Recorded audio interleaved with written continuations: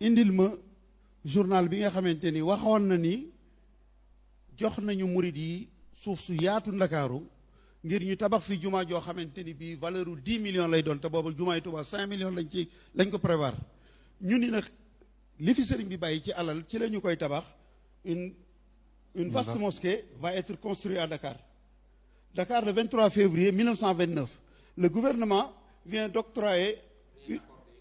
waaw bëri liiral ma yow bi si jox ko micro mu liiral ma de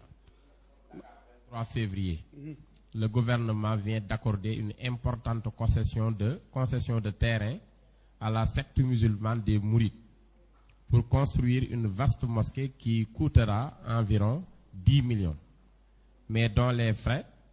seront en grande partie couverts par d'immenses richesses laissées par le marabout Ahmadou Bamba, lequel y sera enterré.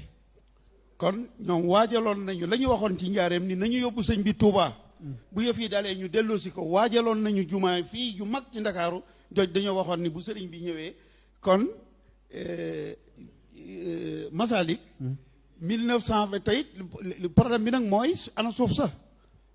ndax titre foncier la woon loolu lu jara gëstu la jar na dem domaine xool ndax lii ça date du mois de février 1929 waaye nag bi may tàggatoo ak yow rek dimbale leen ma jërëjëf Serigne Touba ji tubaab bi sëñ bi yow nga liiral ma tekki ko murid yi dégg ko ndax man takku écran bi dafa ma sori liiral lii journal bi ko bind mooy mémoire de la Loire et de la Haute-Loire ca Saint-Étienne la daan génn journal bi ñu ngi ko créé en 1854 nga xamante ni ñi ni sëñ bi 53 la feeñ bi sëñ bi feeñee ba ca déwén sa lañ ko créé ñi ni sëriñ bi 1855 la feeñ kon journal bi daf gën ba ci ndànk mu lire ko. Dans le journal officiel de l'Afrique occidentale française, à la page 590, rubrique liste des versements effectués au titre de la contribution volontaire,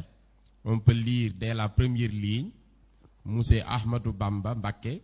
Serigne de Diourbel, 500 000 francs CFA. Un demi-million.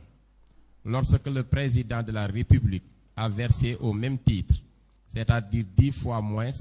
le monde entier en fut avisé par les agences de presse. Tels banquiers à la fortune colossale, qui n'ont pas donné plus que certaines dizaines, ont été cités en exemple. Rendons à Ahmadou Bamba l'hommage qui lui est justement dû et rapportons-en une part sur nos administrateurs coloniaux qui ont suscité de pareils dévouements. Car enfin, s'ils étaient si féroces qu'on le dit, les indigènes n'acquéraient pas de telles fortunes ou les ayant acquises. Ils ne s'en serviraient pas en faveur de l'oppresseur. Vive Ahmadou Bamba. Vive Ahmadou Bamba. Tekki ko ci wolof. waay nee leen vive Ahmadou Bamba. Vive